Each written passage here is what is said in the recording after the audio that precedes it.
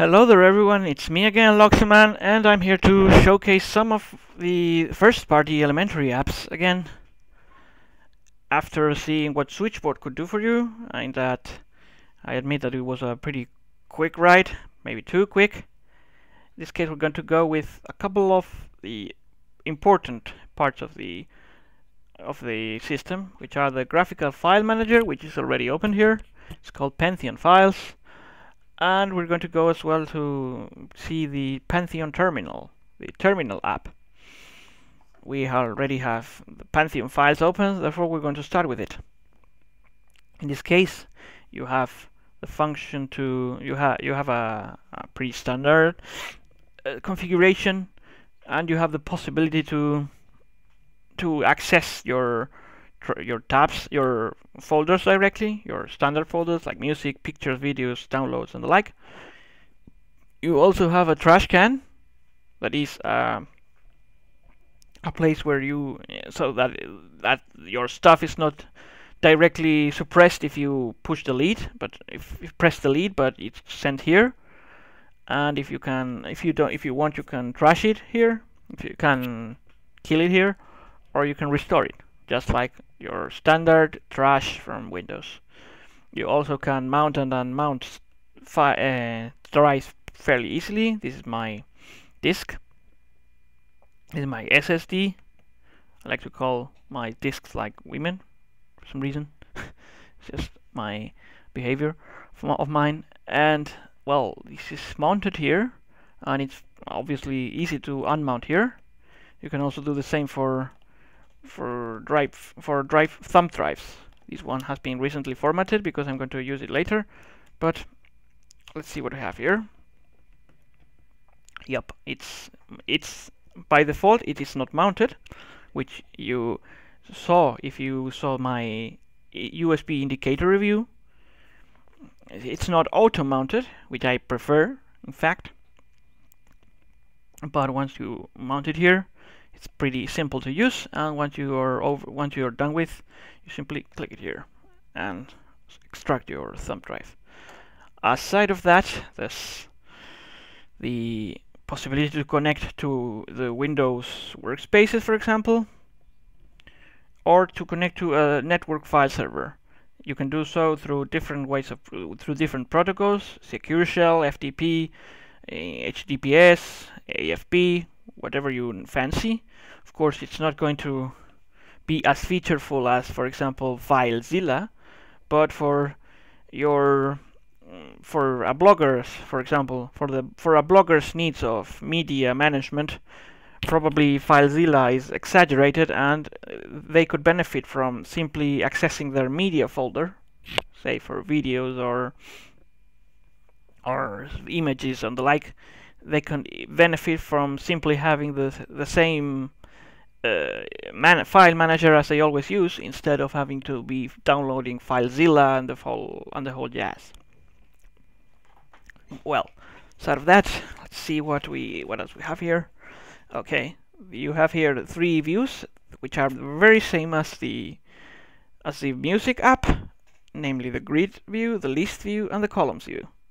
In this case, we're going to start. We have by default the grid view. The grid view you can zoom out or in as you like. You can do it using the Control plus the wheel, or in this case the touchpad scroll function. You also have the list function here. One of the things that are controversial about the app is that the function, that is how it works, is that you just push the button once. For example, you click on the file once.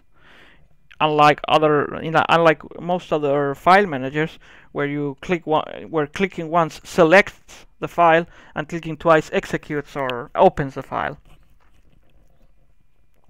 This is a standard behavior. There's no way to change it here. But the fact is that it can be changed using elementary tweaks, one of the apps that we saw in the third-party reviews apps, in the third-party apps reviews. Of course, it's not a. I would rather have it that the apps that there were 2 clicks instead of 1, because I feel that clicking once is very easy to do, particularly when you're using a touchpad. And let's see. Well, the fact is that that's the most controversial part of the app, but I think it works pretty fine. Aside of that, you do have the possibility to sort your stuff by file name, size, type, modified. You can also open different tabs. Thank you. some stuff that allows this, for example, the Windows Explorer that doesn't allow you get tabs. It's pretty drab after a time. You also can use the columns view.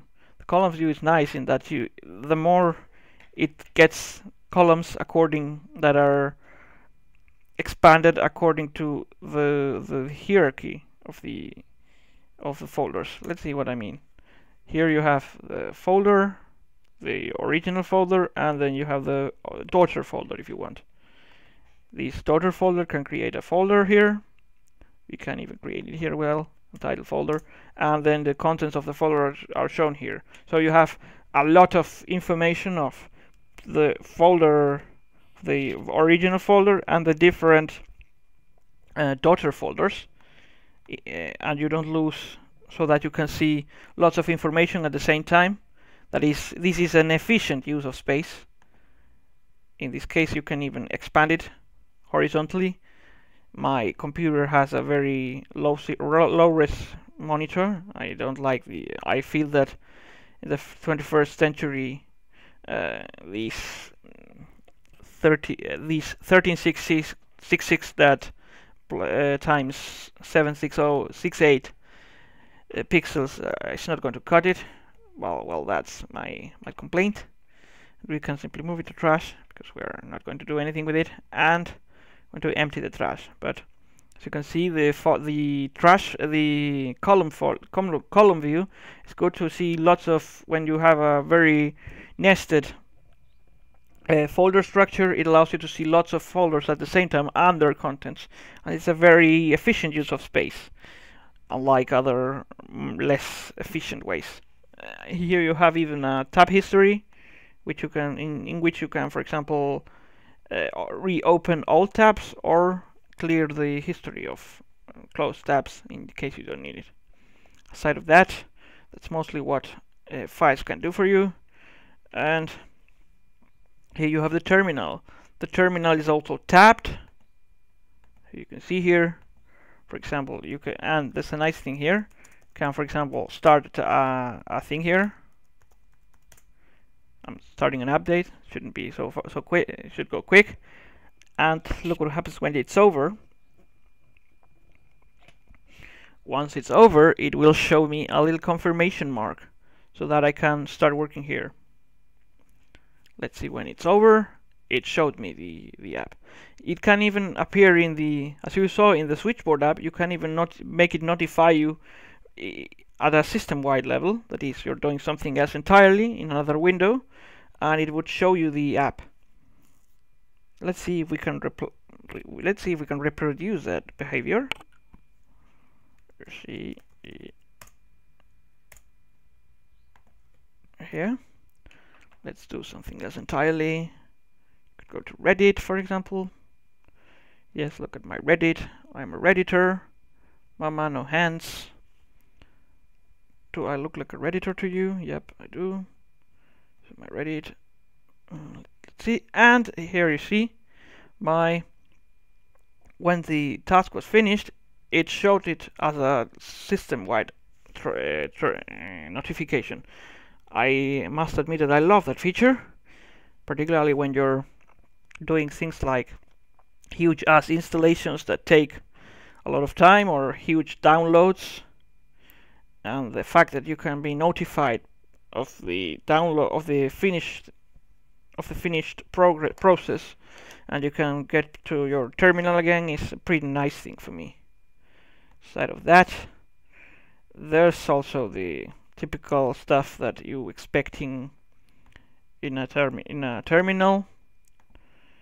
There's some coloring, I think, but I don't remember how you access that, I must say.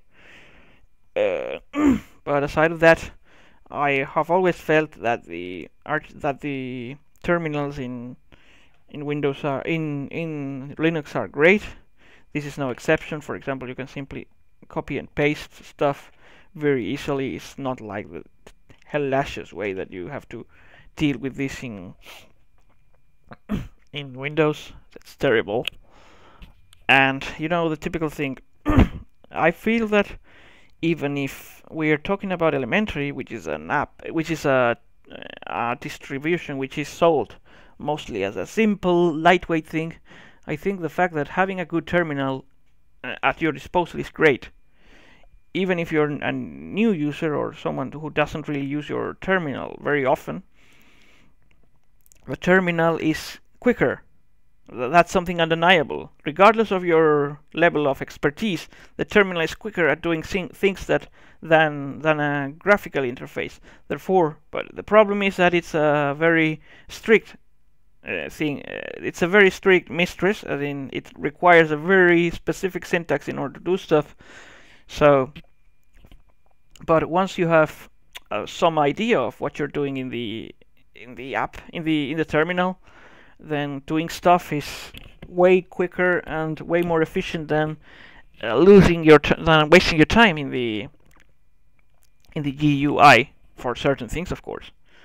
So I have not ever understood that complaint about people that there should be simply no terminal use in Linux. That's not because it's theoretically not user friendly. It's true that we use the terminal too much in Linux. That's a thing that's correct. But the terminal has a certain space in our usage patterns, even if we are not exactly the most advanced users ever.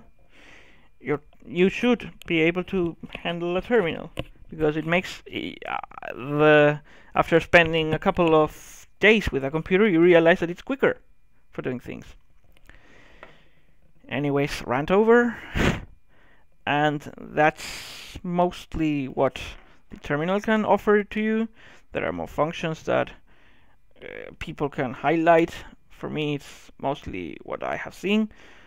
The one good thing about these apps is that they can be modified through the Elementary Tweaks app, which I don't have installed right now, but it's probably one of the standard recommendations when you're using Freya to install the Elementary Tweaks app so that you can modify stuff. As you know, we saw the app already in the previous series. And well, over here we are almost ready to go. We're just going to look at some of the rest of the apps that we have, like the Archive Manager, the Document Viewer, the Calculator, and the like. There's little else to see anyways. And that would be the wrap up to our first party Elementary app series.